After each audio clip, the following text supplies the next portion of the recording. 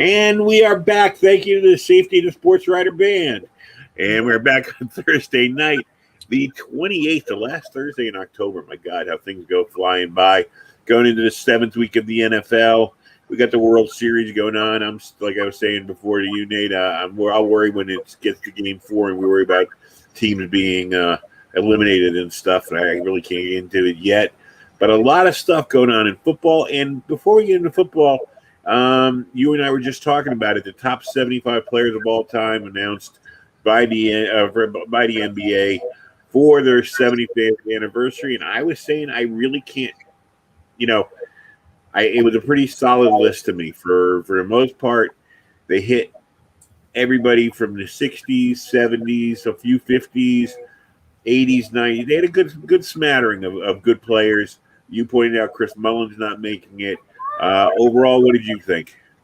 Yeah, no, I think it's not a bad list, honestly. I like the, it's a pretty good mixture of, players from different eras. Like I mentioned, the Klay Thompson getting in over like a Chris Mullin, that I think is questionable just because of, if you look at the entirety of a career, I think you would have to give the nod, one way over the other. But it's tough with current players, who may continue to play longer, than we may think, or may do something amazing and win another title or something, and make a case for themselves. So all in all, I didn't really have a huge problem with anybody on it.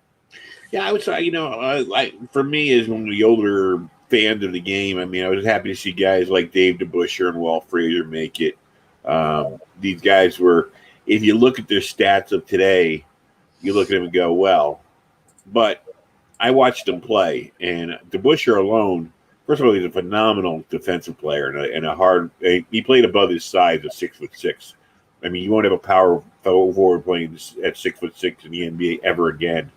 But he also was a good shooter from 20 feet out.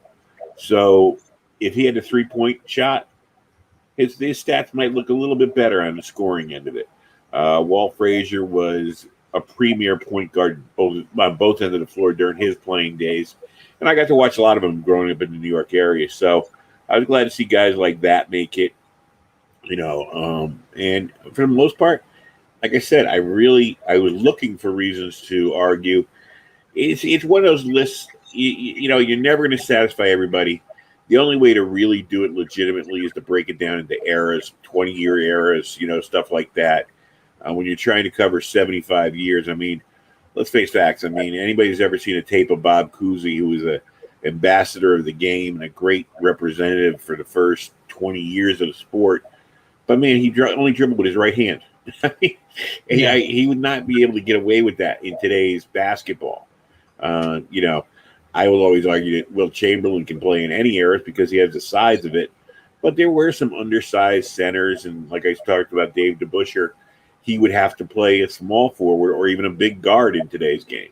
So, yeah, and one name that I really sticks out to me, not just because of where he played in college, but just because I think about him a lot when I think about a guy who had a really good career, and that's Bernard King. I mean, the guy's a Hall of Famer.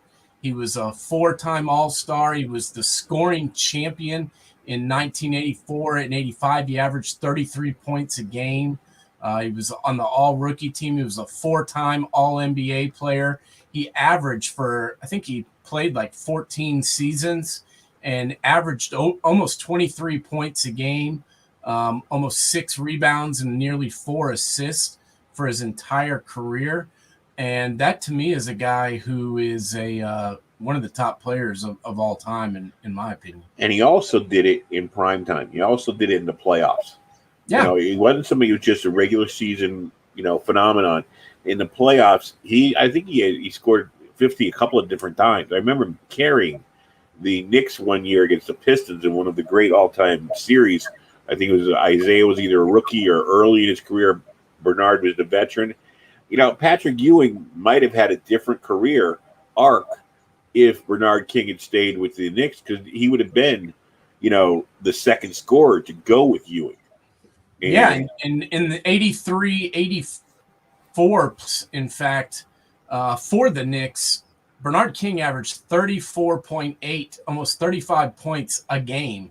And that wasn't just, they played one series and left. He played a total of 12 games yeah, and, averaged 40 minutes a game and almost 35 points per contest. And that's called playing big when it counts the most. and then you add Ewing's games to him of 22 and 12.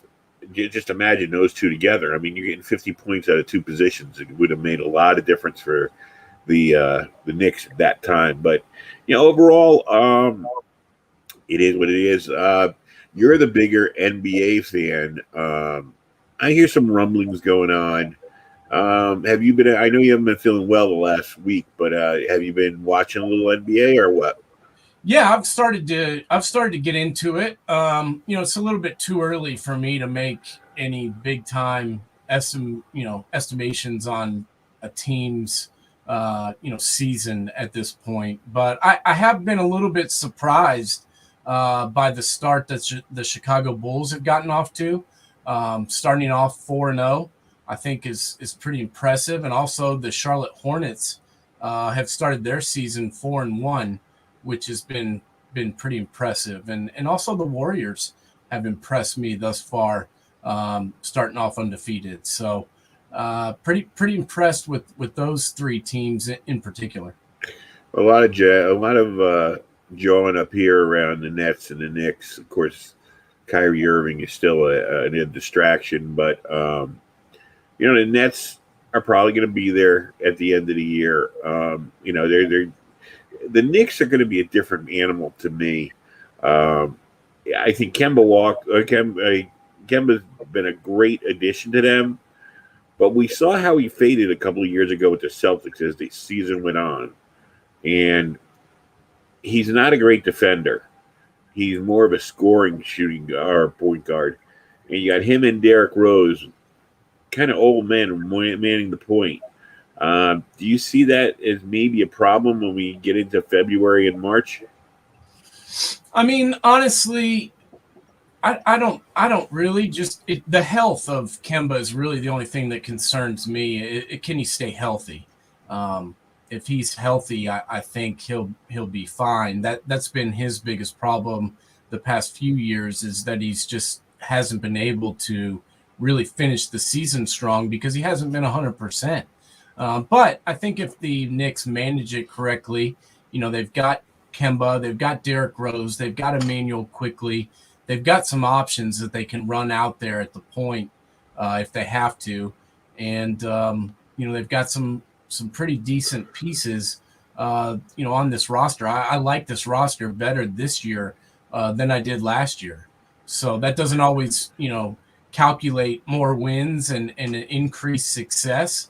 In fact, sometimes, they may go the other direction, but I do like the roster better this year. They've got Mitchell Robinson back. They've got Julius Randle, RJ Barrett, Evan Fournier, and Kemba Walker as their starting five. And I really like that group and like the way they play together. And then, you bring Obi Toppin, Alec Burks. Exactly. I was going to mention him. Yeah, those guys off the bench. And, you still got, 40-year-old Todd Gibson over there and Quentin Grimes and Quickly. And, I like their depth. He must go to Dolan and say he's a great guitar player, because I don't know why he's still around. I don't get it, but that's okay. So let's get into the NFL.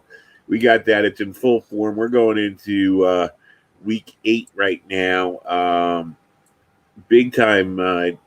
It's weird. We talked a couple weeks ago about pretenders and the real people that are going to represent the rest of the year. And I'm going to go over a few teams and start out with a team that everybody should start. I'm paying attention to them this week because they're playing the Giants, a team that is disappointing right now, and a team that's really in the question. The Kansas City Chiefs. 3-4. Their defense is taking a lot of the mess. But one thing I noticed last week, I don't know if you plugged into this like I did, Hill and Kelsey were held to under 10 yards a reception in last week's loss. And I mean, if you take away the chunk plays from Mahomes and that offense, they're not anything to speak home about. They like to get, to gash you. And if teams have found a way to slow those two down, it could mean a lot of problems for the Chiefs. What do you think?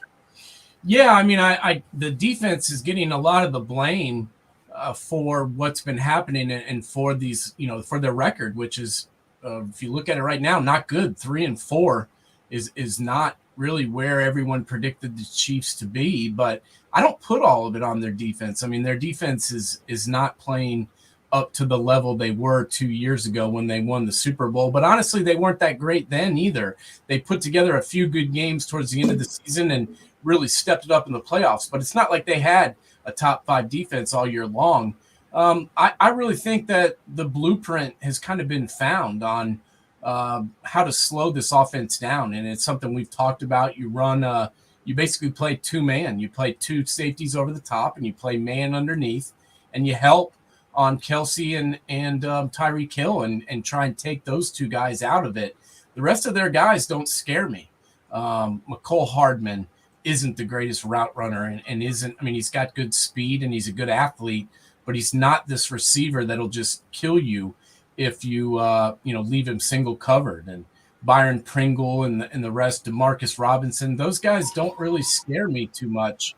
And, with Clyde Edwards-Helaire being injured, their run game hasn't been as effective. So, and they've been turning the ball over. So you put all those things together, and that's where you get to where they are. And honestly, the Titans took them out last week, 27-3, but hell, it was 27-0 at halftime. And it kind of felt to me like the Titans took the foot off the gas a little bit and played a little conservative in the second half on offense. Well, I tell you, I didn't watch that game specifically, but I always said about that team is they have this kind of attitude that they can catch up from anywhere. And yeah, you can do that against certain teams, but when you're playing the Titans and you get 27 points behind, especially with that road grader they got behind running the ball, you're not going to get a lot of chances to come from behind. So 3-4 right now. I mean, it could be a good week for the Giants to be facing them. It could be a bad week. It could be they straighten themselves out on Monday night. And Andy Reid has always had his way with the Giants in a lot of cases. And but that was, Tom Coughlin's Giants. It'll be interesting to see if the Giants can springboard off what was their best effort of the year against Carolina, or the Chiefs recover knowing that they can't afford to get that much farther behind the rest of the AFC. So let's talk a little bit about the Giants because it was kind of like beating an old dog when they put Sam Darnold into submission. I mean, it's you've talked about it at length. I've talked about it at length.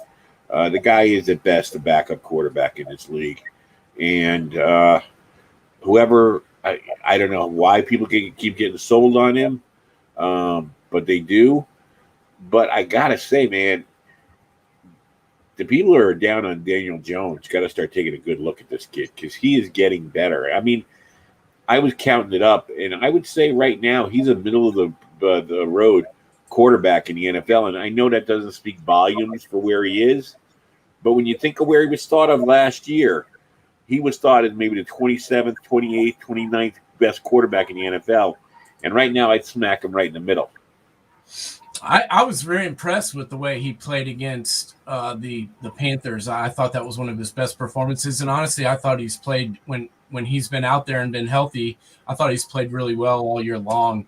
The Sam Darnold thing, I'm not shocked by what's happened. I mean, he's been benched in favor of PJ Walker. And I think that just speaks volumes right there as to what the coaching staff and what the front office thinks about him at this point. I mean, they really truly believe that PJ Walker gives them the best chance to win. And I agree with them. I think he does too. And what's scary to me is all these idiots that bought into it when they traded for him and said he was going to be their starter. I can't tell you how many of these know-it-all radio people came out and said, oh, he's going to finally have some people around him, and oh, he's going to watch what he'll do since New York never gave him any of these weapons. And I was sitting there the whole time going, well, hell, he had Robbie Anderson in New York the whole goddamn time. And that's his best receiver, and one of his best receivers on Carolina. That was his best receiver in New York too. So I never bought into the fact that this, change of scenery was just going to all of a sudden make Sam Darnold good. He led the NCAA in turnovers when he played at USC. He led the NFL in turnovers when he played in New York. And hell, he's leading the NFL in turnovers again now. So nothing's really changed except his jersey.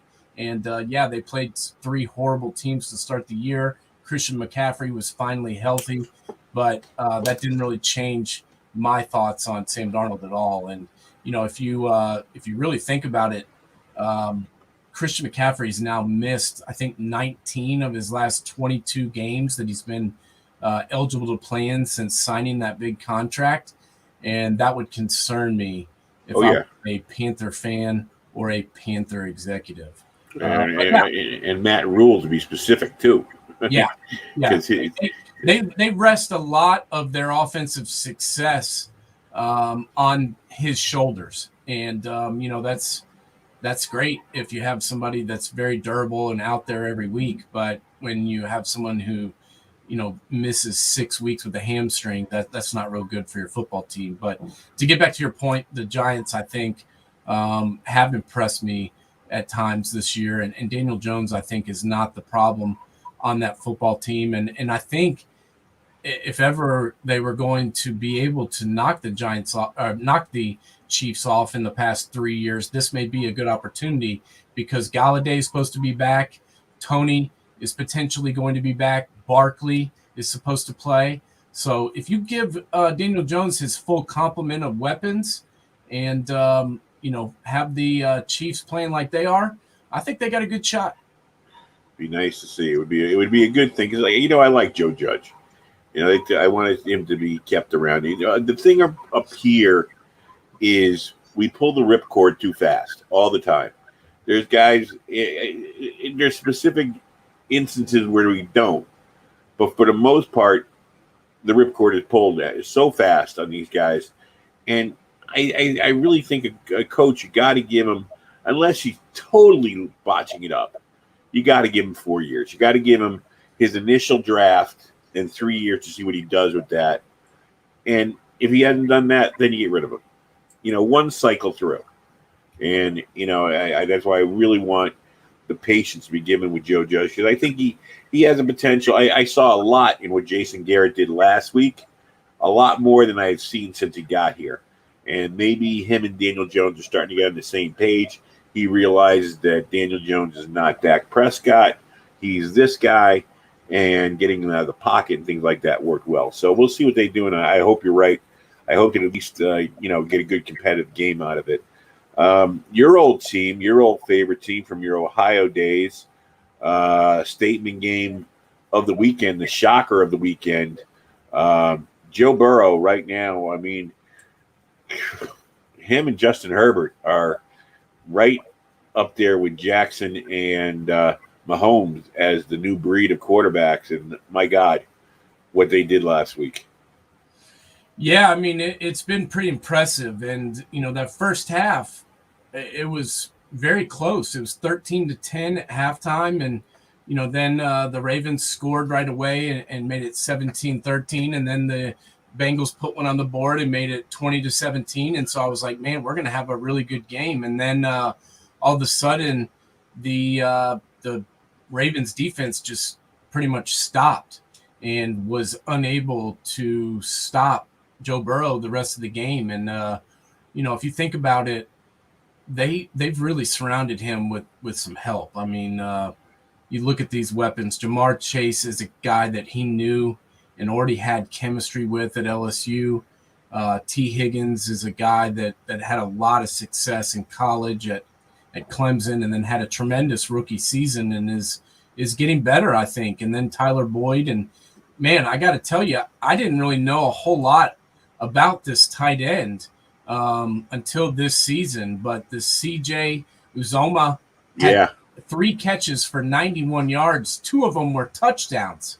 And he was a big problem for the Ravens over the middle. So you put that guy into the mix with these other wideouts, and Joe Burrow's got a lot of options, and he's a very cerebral quarterback. So, I'm not giving the coaching staff much credit on this because the coaching staff is not that great, in my opinion. But Joe Burrow is great and has the potential to be even better. Well, I think the one coach you got to give Joe Burrow you got to give a lot of credit to is Joe Burrow's father. You can tell he's a coach's son because he figures out in the game things that are going on, and he changes his approach more than most quarterbacks do. Some of these quarterbacks are so programmed that you can tell they're in the one read, they're in the 1-2 read. Joe Burrow understands what's going on the field, and he changes his approach, and he understands, where the defense is what they're trying to take away from him, what's going to be available to him, and you can just see. I think his father did a good job raising him. He's been probably, he's one of these kids who was raised looking at tape when he was 10 years old, and helping his father with his high school team, and it just shows. He's a football junkie. He has the ability to throw people open. Yep. He has the ability to get to his third and at times his fourth read, which is very impressive for a second-year player who missed half of his first season. And that's what people are not even thinking about. This is a guy who basically is still finishing off his first year. So, but then you go back and listen to the morons who, are immediately criticizing Lamar Jackson again. After that loss, and it's like, Lamar Jackson was the only offense they had. He threw for 260 yards and a touchdown, and then he ran for 88 yards. And other than that, there was no offense to speak of for the entire Ravens team. So, he needs some help, and he needs some help quick. And I'm not sure he's going to get it because all of his running backs are hurt. And teams are starting to key on Mark Andrews because he is the best option on that receiving team. Yeah, and it's hard for you think about Baltimore. It's hard for them to go out and make any kind of a deal right now because their whole division's in it. I mean, even the Pittsburgh Steelers, they're 3-3. I mean, Cleveland's 3-4. We'll see what's going to go on with Baker Mayfield, but they've got a backup that their coach knows very well. And Stefanski was his coach in Minnesota when he almost made it to the Super Bowl. So I mean, Cleveland's in good shape, and then you got the Bengals who we just spoke about. So it's gonna be hard to make any kind of. Everybody's talking about this trade deadline. I don't see where are you going to steal somebody from? Who exactly? I mean, outside Deshaun Watson. Yeah, outside of the Houston Texans, who are the sellers? Is that what you're saying? Yeah. Yeah, I mean, the Texans are having a yard sale, and you can essentially buy any of their players for free. And the problem is they don't have many good ones. I mean, Whitney Merciless is already gone. He's a very good veteran who already moved on, is already helping out the Green Bay Packers. Mark Ingram already signed with the New Orleans Saints and went back home where he started his career, and I think will take some of the strain off of Alvin Kamara. But when you talk about the Ravens and their need to potentially trade for someone, they don't have a ton of cap room to begin with, and all their players are on IR. I mean, their other good tight end, Nick Boyle's on IR. Their good offensive lineman, Ben Cleveland, is on IR. Dalen Hayes is on IR. Marcus Peters is on IR. LJ Ford is on IR. They have so many players that are on injured reserve. It's ridiculous.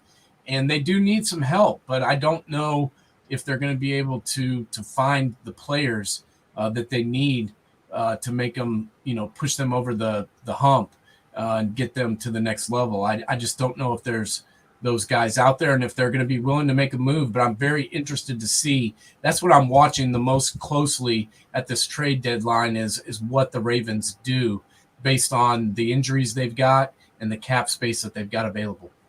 Well, from what I'm getting from what you're saying, it's definitely they got to look on the offensive side of the ball. They need playmakers. They don't need they don't really need defensive help. You need Lamar Jackson. Defense too, I think. I mean, I think they definitely miss Marcus Peters. I think they definitely miss Dalen Hayes. I think they definitely miss LJ Ford. I mean, they're just not. They're always this team that's so deep on defense that they can roll guys in and out on the defensive line. They can roll linebackers in and out. They can, substitute their secondary when they get tired, and the drop-off isn't that great. Well, this year it's a different story because the guys that they're rotating in are guys that have not played a lot of football or aren't very good, and it's showing in some of these games.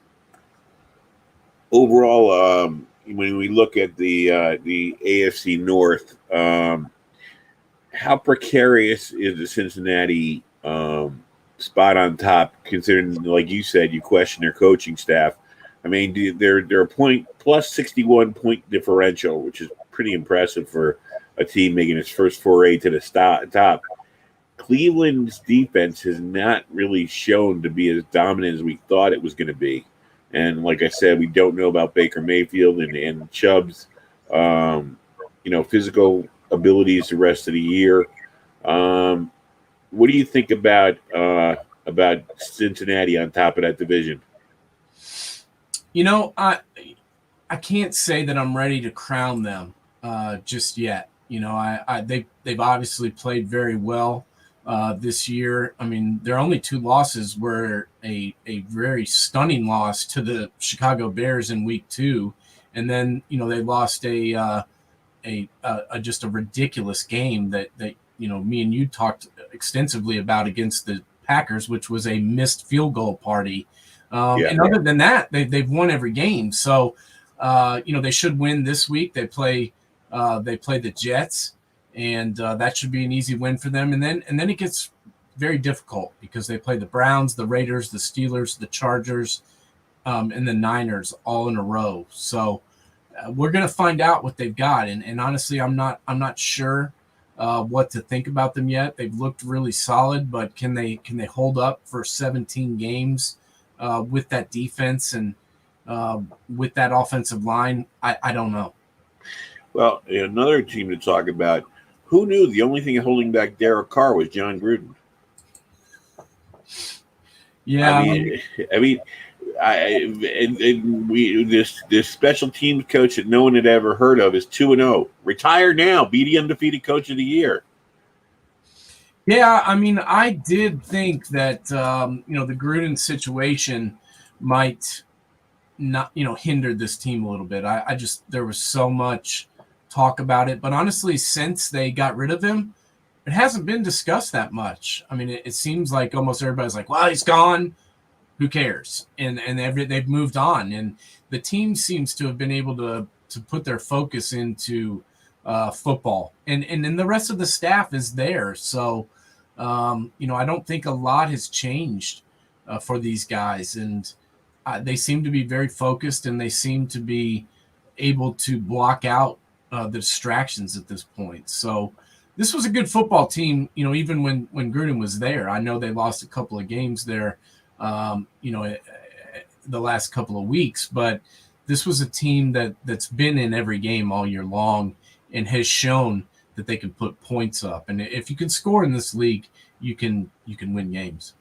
Does this add to the argument that John Gruden winning that one game, that one Super Bowl in Tampa Bay was just lucky? He won with, Tony Dungy's players that were ready to win, and he just happened to be right place, right time, and for lack of a better term, didn't screw it up. And then he happened to be playing his ex-team in the Super Bowl, who didn't even change. Bill Callahan didn't change the audibles. Yeah, I mean, I think if you're going to give Tony Dungy credit for John Gruden taking them to the Super Bowl, I think you have to give John Gruden credit for his team that he left also making the Super Bowl. I mean, if you're going to do one, don't you have to do the other? Okay, chicken and the egg there. Good comeback. I'm just saying. I'm I'm not defending the guy. I mean, I'm not even a huge John Gruden fan. I never really cared for him either way, just because I just didn't care. But I just think if you're going to give, you're going to negate him winning the Super Bowl because you say it's this other guy's team. Well, then you have to say, well, his team that he coached the year before also, made that same Super Bowl. So I think he is a good football coach, and I think I'm not sure he's a Hall of Fame football coach, but I think he's a good football coach, and I definitely think he knew what he's doing. All right, let's take a look at the AFC West in specific. You got the Raiders on top. You got the Chargers right behind them. We talked about Kansas City. Denver seems to be falling apart. Chargers. I mean, they're in perfect position, one game behind the Raiders. And you and I both like what this new coach is doing. What are your feelings on the Chargers right now? Well, the Ravens just got blown out by the Bengals, and the week before the Ravens blew out the Chargers. So, it's a little bit confusing, but I think we've seen that the Chargers are a good football team. I mean, really, their only two losses are to the Cowboys and the Ravens. So it's not like they're losing to bad football teams. And I've been very impressed with what the coach has done this year because it's the first time head coach. I mean, you just don't know what his coaching philosophy is going to pan out to be until he gets some games under his belt. And so far, 6 games, he's 4-2. You got to give him some credit. And I think this week is a very interesting game because they're playing the New England Patriots, and the Patriots are starting to play pretty well. I think they've got their young quarterback, trending in the right direction. He's starting to pick up the offense. Their running game has been better. The defense still, I don't think, is where Coach Belichick wants it to be. But I do feel like the Patriots are improving. So I think this is a big game for both of these teams. I tell you, I agree. And that's why I tell you, I don't want to say I know and I was right, but I'll tell you, that's what I said about Belichick starting Mac Jones. He wanted to have him ready for November and take his best shot with him in November rather than having him now getting his first taste of it. He's now a veteran of 6 games or 7 games. And, I mean, it's kind of hard to go overboard because they blew out the Jets. I mean, but they blew out the Jets. You know, the thing is, they left no doubt. Well, they blew out the Jets, and the week before, they went pretty much toe-to-toe with the Cowboys, which was a team that, we all kind of thought the Cowboys would blow the Patriots out, or at least I did. And, the Patriots did some good things in that game and, made some plays to where they were right there. And the fact they took them to overtime, I thought was pretty amazing, considering where those two teams are. It's funny, and everybody, they keep wanting to say it was all Brady in New England, but if you haven't been watching coaching the last 2 years, what Belichick has done with this team, then you're not paying attention. I mean, he's kept his team competitive throughout this post Brady era. Yeah, and especially last year. I mean, with no talent out there, and with all the opt-outs, all the injuries, all the guys that left, the fact that he was able to, win 7 games and be in 5 other ones when you had a broke-down Cam Newton out there, I just thought it was a true testament to how good his coaching is. And this year, too, I've been very impressed with the way they've played. I know they've lost some games that they probably would have liked to have another crack at, but they've impressed me, especially playing with a rookie quarterback. Yeah, I wonder how Stephon Gilmore feels about going to Carolina now. Not too good. Finishing off in the AFC East, I'll tell you, Brian Flores is getting into that dangerous zone where His head might go on the chopping block. I thought a couple weeks ago in England he made some bad clock management decisions late in the game, and his inexperience starting to show. I mean, 2 years ago he was everybody's on the rise coach, and right now it looks like he might be leaving South Beach before he wants to. But I still feel sorry for this guy because he really has not. There's nobody. There's Tua. We still don't know what he is. There's not a hell of a lot of talent on that team, and he was able to make it work a couple of years ago with the schemes and everything else.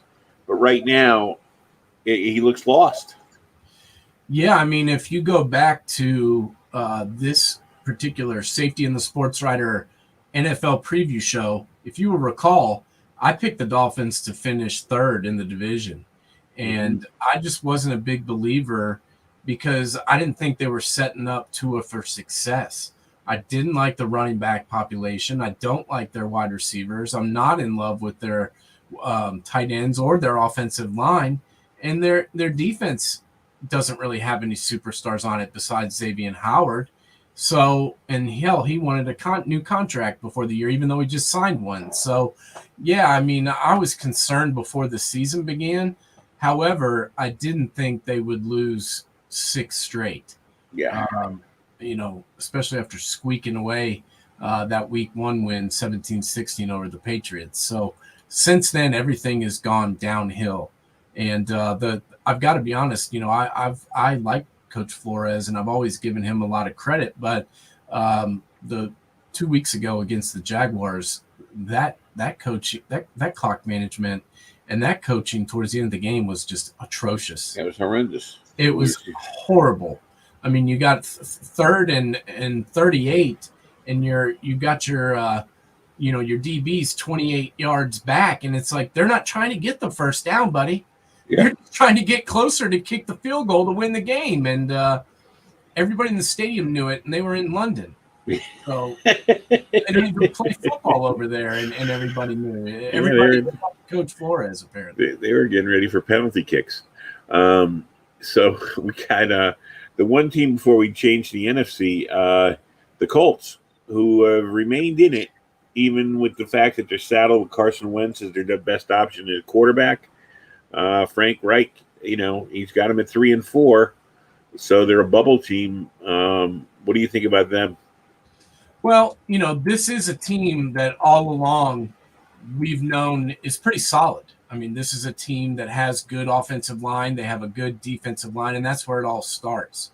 The only question mark was, the ginger head guy over there and whether or not, A, he could throw it to the team in blue, and B, will he be out on the field? Well, A, he's been healthy for the past few weeks, and that's been his biggest problem is staying on the football field, and he's been able to do that. So if he can keep himself out of harm's way and stay healthy, this team's got a chance, and I think they can potentially compete in this division if he can stay upright and he can keep himself off the injury report.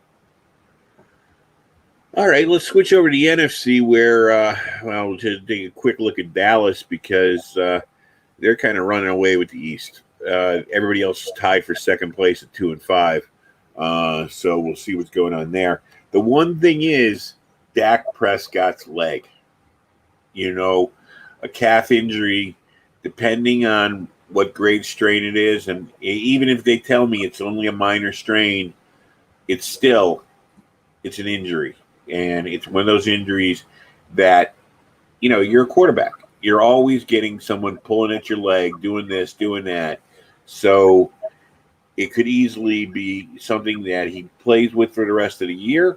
It could be something that healed over the bye week, or it could be something that is one hit away from 6 weeks out.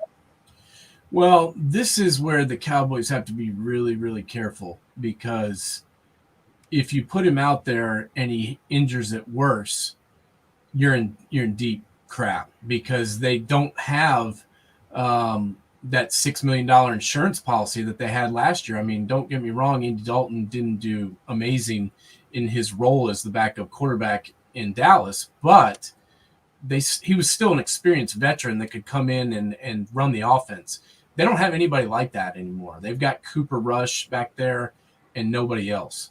So it's Dak or bust. And I would almost tend to err on the side of caution here, where if you don't think that he's 100%, I just don't think you can play him right now. I mean, the way this team has been playing when he's out there, they look really good. And you've got a chance to actually do something for a change in Dallas. And I just think you've got to make sure this guy is healthy. And if he's not 100%, I just think you've got to, put this other dude out there and hope for the best and, try it again next week, because I just don't think you want to put him out there in a situation where he can't protect himself with his legs. I totally agree, especially with the fact, okay, I understand everyone's home field advantage, but you got the Cardinals who are undefeated. You got the Rams who are 6-1. You got the Green Bay. You got a bunch of teams that are one loss or, in the Cardinals' case, undefeated so far. So it's going to shake out anyways in the end. One loss wouldn't be exactly the biggest thing to sacrifice, rather than maybe lose this quarterback for 5 weeks, 6 weeks, 7 weeks, and all of a sudden now you got 6 losses. And that's my whole point. I mean, you got to think about where you're at and the division that you're in. I mean, you're 5-1 right now, and there's not another team that has more than 2 wins. Right. Nobody in the rearview mirror. Look in the mirror and notice what you got around you. I mean, even if you were to lose to the Vikings, you're 5-2, and you're still a couple of games up on everybody else in your division. And then you bring him back and you start rolling again. So I just don't think it's very wise to play him unless he's completely 100%. And then we'll go to the NFC North. Green Bay seems to be just doing what they're supposed to do. It's Aaron Rodgers. I mean, he's so hard to root for, but he is a great quarterback. There's just something about him. I even like his All-State commercials. I love that golf thing he did. I think he's funny in a lot of these cases. I mean, I didn't watch the Jeopardy thing, so I don't know about that. But, I mean, he's just so hard to root for. But in that division, I mean, you're just wondering if Minnesota has enough to get a wild card out of it or something. I mean, because the division's done. Yeah, it's pretty much over at this point. I mean, the Packers might be able to be knocked off tonight in a big game against the undefeated Cardinals. But honestly, I'm not counting the Packers out of this game. If anybody has a chance to take out the Arizona Cardinals, I would give the Packers as good a shot as anybody, especially on a primetime game in a season where Aaron Rodgers is trying to kind of flick off everybody. Yeah, I actually like the new Aaron Rodgers. Like that hairdo. I just like the attitude. He's just kind of like, what? I don't really care what people think about me anymore. And, I'm kind of sick of, just doing what everybody else wants me to do. He's kind of doing it Aaron's way at this point. And I kind of like it. So, I think that Green Bay is definitely head and shoulders above every other team in this division. And, I think Minnesota has a shot to potentially be a wild card team, but they've got to get it going. These slow starts have been killing Zimmer coach teams for years, and there's really not a whole lot of room left for error at this point. Then we'll go down to the South, where everybody genuflect, take your knee. We're going to talk about Tom Brady for a few minutes, I guess. I mean, the talk of the 600 touchdown passes and everything. Look, we all know he's done great things. I just don't. The broadcasts have become just totally an infomercial on Tom Brady. I mean, when Derek Jeter was playing around here for the Yankees, I used to make the statement that there wasn't a announcer for the Yankees who could finish a sentence that didn't have Derek Jeter somewhere in it. And in fact, most of the time it'd be the punctuation. And listening to the broadcast become unlistenable because in the midst of a blowout, okay, you got a 600 touchdown pass. You didn't have to make, that's 601. Oh, that's 602. Oh, that's 603. Got it. I understand. He's over 600. Gotcha. Oh, we've been talking for 4 days. Yeah, 4 days now about who got the damn ball. Yeah. I mean, I can't do it anymore, and I'm being dead honest. I just can't watch games that he plays anymore. I've continued to do it just because the Buccaneers are a relevant team, but at this point I can't listen to it anymore, and it makes me want to throw up. Then we go down to New Orleans, scraped out a win, nothing pretty. 4-2 though. They're I guess percentage points out because they haven't got that Tampa hasn't gotten their bye yet, but 4-2 in striking distance.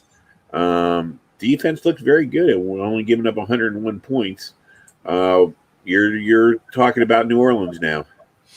Well, yeah, their defense has been playing very well. Their secondaries stood up when they've had to, and Demario Davis is the most underrated player in the NFL, in my opinion. If you watch that game on Sunday, was it Sunday or Monday? Monday night. Yeah. And you didn't come away thinking, oh my God, who is that number 56? Then you don't know anything about football because that guy was unbelievable and he was the entire reason that the Saints won that game. And, after watching him play on Monday, I'm like, wow, maybe the Saints can beat anybody because not only was he making plays left and right and dominating the game, but he was making the other players do what they were supposed to do and getting everybody lined up on defense at the same time. So very impressed with that. Offensively, it wasn't good. And, Jameis is not turning it over. So that's good. But he's also not getting much help. I mean, their wide receiver core isn't great to begin with. And the guys that they're running out there just aren't even making catches when he is throwing the ball where he's supposed to. The guys are dropping it. And that's concerning to me. But on the other hand, if they can just keep it going until they get Ingram up to speed, they get Taysom Hill back, and then God forbid if they can get Michael Thomas to actually rejoin the team, they could be scary down the stretch. Yeah. Well, I think they're inside the bubble team. So as long as they don't blow up, like you said, and they start getting healthy, they should be in good shape. Then we'll go out west where Seattle, you lose Russell Wilson and replace him with Geno Smith. I mean, there goes your season.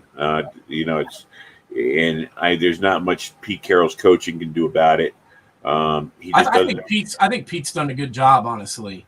Yeah, but I mean, unfortunately, these are the kind of things we talked about, and you talked about specifically going around the NFL. Where are the backup quarterbacks? Where's the guy that can get you to 2 weeks, 3 weeks? In Russell Wilson's case, probably 5 weeks of relief pitching that you're going to need to keep yourself in these playoff races. Russell's never missed a game since he came in the league, and so they were just rolling the dice, thinking that it was going to continue on like that. And you know what? Sometimes it does, and then other times you get your damn finger broke, and this is what happens. And you choose to go cheap. You choose to go with a guy like Geno Smith, and this is what can happen because their defense played good enough to win the other night and kept them in the game when people have been criticizing their defense all year long. Their defense came to play on Monday night, and they played a damn good game. But Geno just couldn't make a throw when he had to, and it's pouring down rain. Don't get me wrong. But you've got Tyler Lockett, you've got DK Metcalf. They've got some pretty good options. It just he can't get the ball out of his hands. Yeah, and I mean they know where they're going. So when you're making the defensive backs have to cut, you have that advantage of them maybe slipping and sliding and losing a step on you, especially with those guys that are as explosive wide receivers as they can be.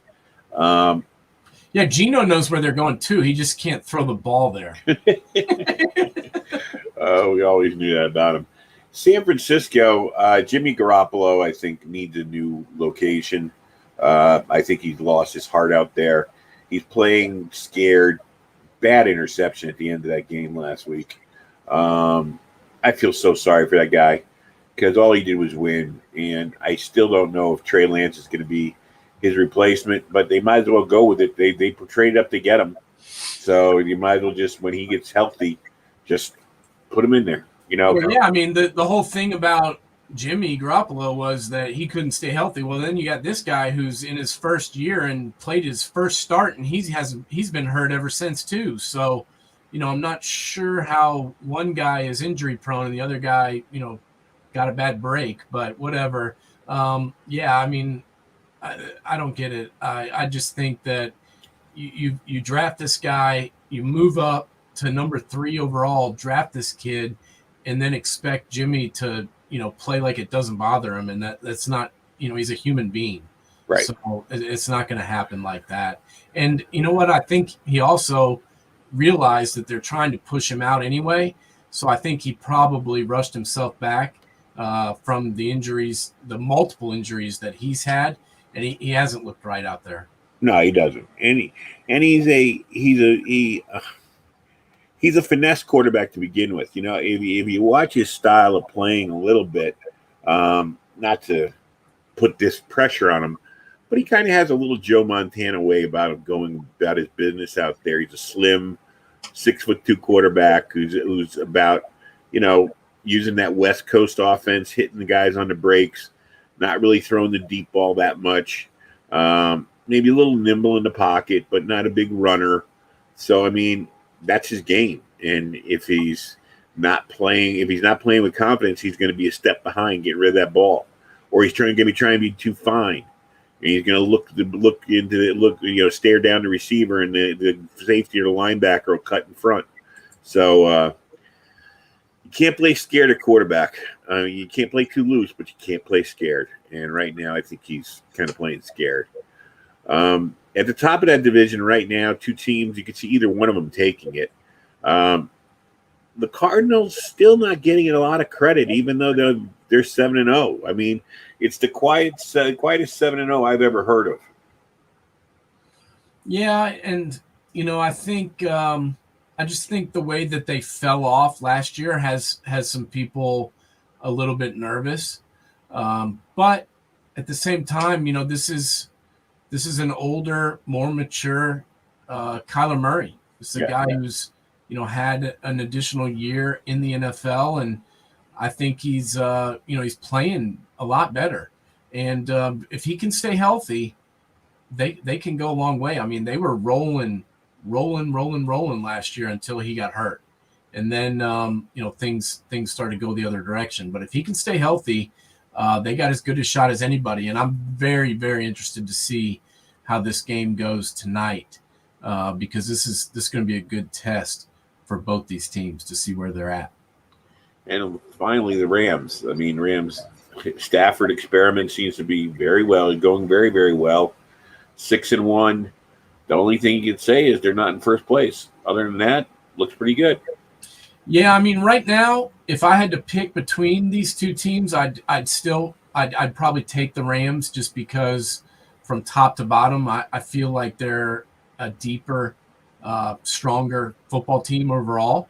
But we'll see. I mean, they've got to play each other again, and this division is going to be very difficult for any of these teams to get out of. So I like what I've seen from Matthew Stafford. They've been able to protect him for the most part, and he's delivered and proven that he's a solid quarterback, which we already knew. Yeah, solid, if not solid, bordering on great.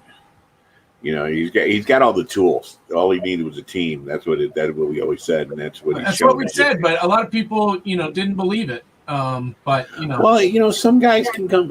Some guys can get beaten down throughout their whole career. Injuries, just the losing gets to you to a point where you lose heart. and he never lost heart. I got to give him that credit. I mean, well, and that's where you look back at those seasons where the Lions were out of it. They were having a bad year. Maybe Stafford wasn't having the greatest season. He was banged up. He was on the injury report. And then lo and behold, on Sunday, he would go out there and play.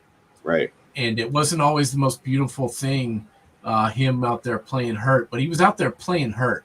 Yeah. And that, to me, showed a lot as to what type of guy and what type of character that guy had.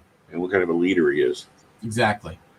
Well, we got a few minutes left. I want to get you. Do you got some picks for this week yet, or picks, or got picks this week? Yeah, I got some picks for you if you want them.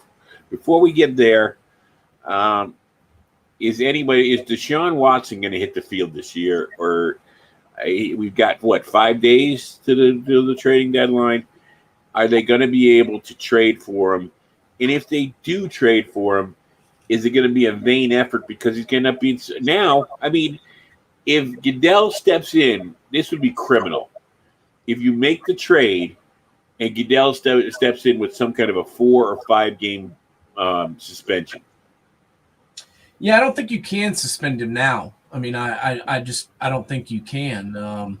I thought that press conference the other day was ridiculous, where he kept saying that the investigation's ongoing and they haven't gotten any of the information from any of the police investigations or anything. And I'm like, you're telling me you haven't seen one report from any of this crap? I don't believe that. Hey, tune in to CNN. You can go read the damn complaints online. ESPN, Sports Illustrated. There's many different ways you could go. These reporters don't seem to have any problem getting the reports. Yeah. So saying that, I think, is just ridiculous. And, I really don't know. I can't explain to you why, in the past, somebody gets accused of something and immediately they're suspended. And then all of a sudden this guy gets, accused of the same types of things by 22 different people and nothing happens to him. I can't explain it, and I'm not even going to try. No. But, I think that if you're going to trade him, you should just do it. And I think the Texans are definitely ready to do it.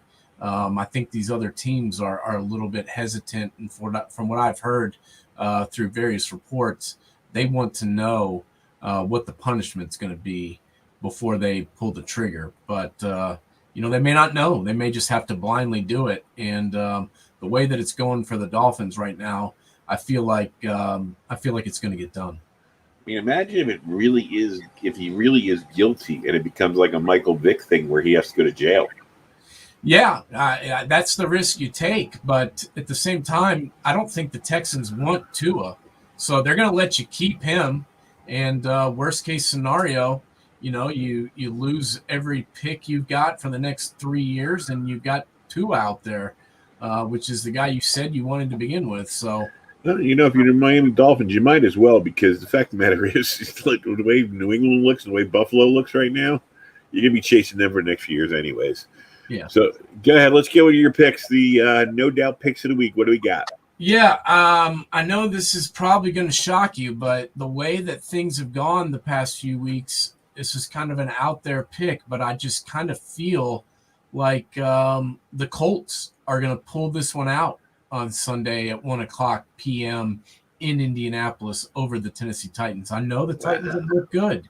I know they've won a couple of good games the past few weeks, but their defense still concerns me, and I'm just not sure they can put another game together like they have the past few weeks, especially the way that the Colts have been, slinging it around. So I'm taking the Colts over the Titans.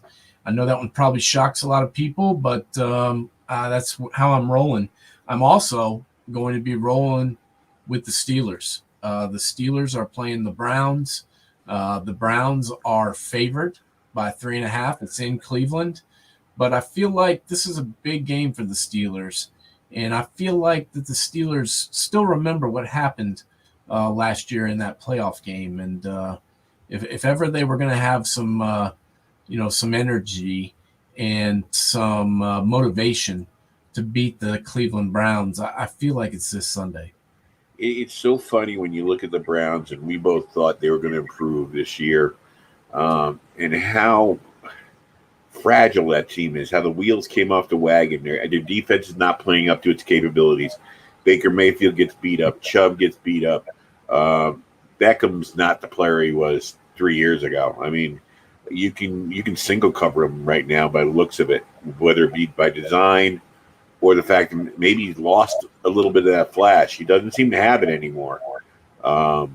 It's really strange to see how. And I like the coach. And that's one town I really worry about a coach in, with the way they pulled the plug so fast on people. And I mean, I don't know. We knew it was going to be a tough season. If everything went well, they were going to have Baltimore. They were going to be chasing Baltimore all year, and we weren't sure about Pittsburgh. And we knew Joe Burrow was a wild card at the bottom of the division. But the way things have flipped around, and Cincinnati leapfrogs over them, and right now you got a lot of question marks in the mistake by the lake. Yeah, well, the Steelers have been here before. I know they've got a retooled offensive line, but this is week 7 for this offensive line together, and if ever they were going to gel, it's going to be now. And then you've got the Browns, who are really banged up. I mean, Baker's still hurt. I know he's been practicing, but he's not 100%. Nick Chubb is not going to play, and I know that the backup running back, Johnson, had a good game last week against the Broncos. I don't see him doing that against the Steelers defense. I really don't. And I hope it wasn't just PR, but I was so proud of what Tomlin said about the USC job and Carson Palmer. I mean, I don't know where that comes from. I never knew him and Carson Palmer were buddies. Where Carson Palmer saying that he would be up for the USC job and would leave Pittsburgh for it. I'm like, I don't get it. And it's like maybe Carson, because he played at Cincinnati for a while, maybe he was trying to get Tomlin out of Pittsburgh to make it easier for Cincinnati to take over the division. I don't know, but it was like, what? Wait, Carson. Yeah, I mean, I don't think it was Cincinnati. The last thing I remember about him was him refusing to play for the Bengals and refusing to show up and demanding that they trade him, and even basically giving back some paychecks up until the point where they finally did trade him to Oakland because he was not going to set foot in Cincinnati again. So I don't think he's really trying to help the Bengals a whole lot. Whatever, we'll see. Well, we're getting ready for the game tonight, buddy. Hope you keep feeling better. Just relax. What do you got going on Sunday? We've got a good show coming up. We're going to have man coverage at 11 a.m. Eastern Standard Time. We had the all-time leading receiver in Tennessee football history, Mr. Joey Kent, on last week. And this week we're going to have Rico coming back to join us because he missed the show with Joey Kent. So he's going to be back in the fold. It'll be Rico and I on Sunday, 11 a.m. man coverage. All right, and we'll be back next Thursday at 7 o'clock. Everybody enjoy the football weekend, all the colleges. We got a lot of Ivy League action going on this weekend. Some big games, Yale against the surprising Columbia Lions, and Dartmouth and Harvard are teeing it up. Princeton has a game that I'm kind of worried about. They got to travel on Friday night up to Cornell, Ithaca, New York, the farthest road trip of the Ivy League. And Princeton right now is in first place, undefeated. So Cornell has not won a game. They played a couple of tough games. I don't know, man. I don't know. A long bus trip to Ithaca, especially with the way the weather's been up here lately, might not be something I'd want to do on this for a Friday night game too. So we'll see what happens. Friday night games are tough. Thursday, Friday games in college football can throw a team's whole routine off. So should be an interesting one, especially with long travel. So let's cue up the band, and we will. Everybody have a great weekend, and hey, happy Halloween, everybody! Hit it.